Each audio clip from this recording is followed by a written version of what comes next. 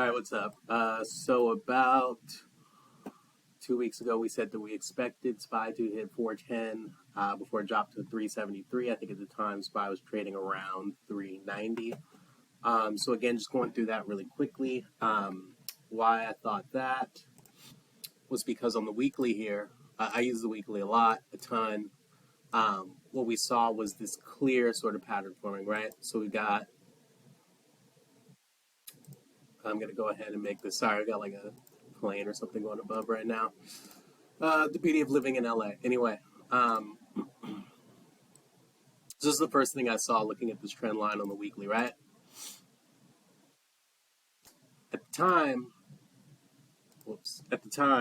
um, we had, sorry, at the time we had it touching at these two key points, right?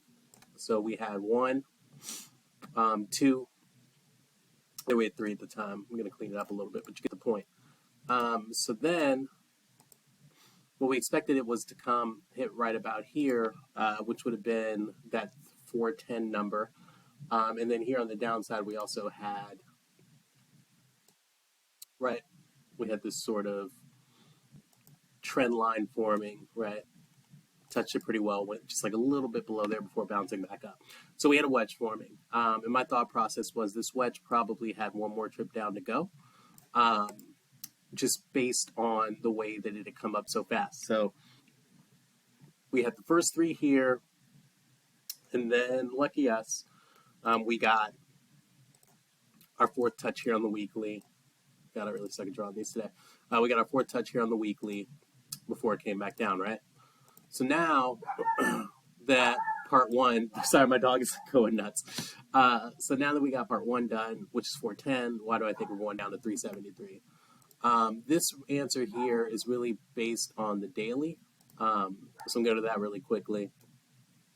Sorry, I get a bad dog. We had delivery come, so of course he's going crazy.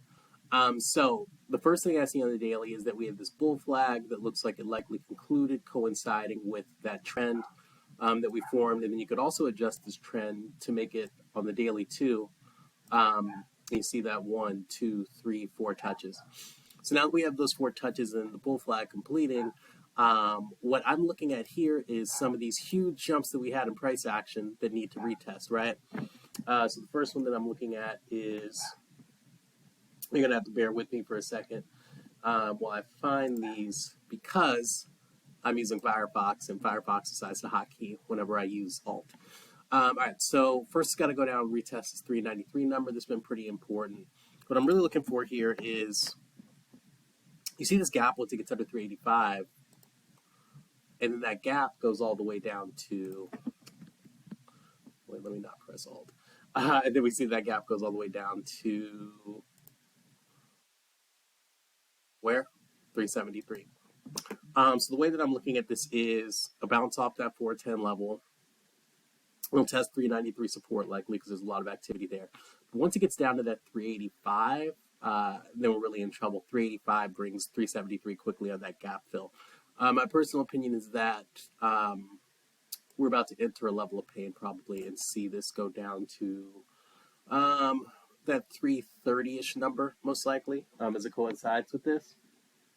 Well, that's kind of what I'm looking at. We also saw in the news too, right? So after that huge run up, after FOMC, what we saw is all of a sudden Fed members started to come out saying that the rate hikes might be higher than the impression that we gave. I saw a lot of talk about recession coming too, so they're kind of setting us up for this drop here. So that's what I'm waiting for, 410 to 373. This is part two. Now we take our trip down. All right, cool.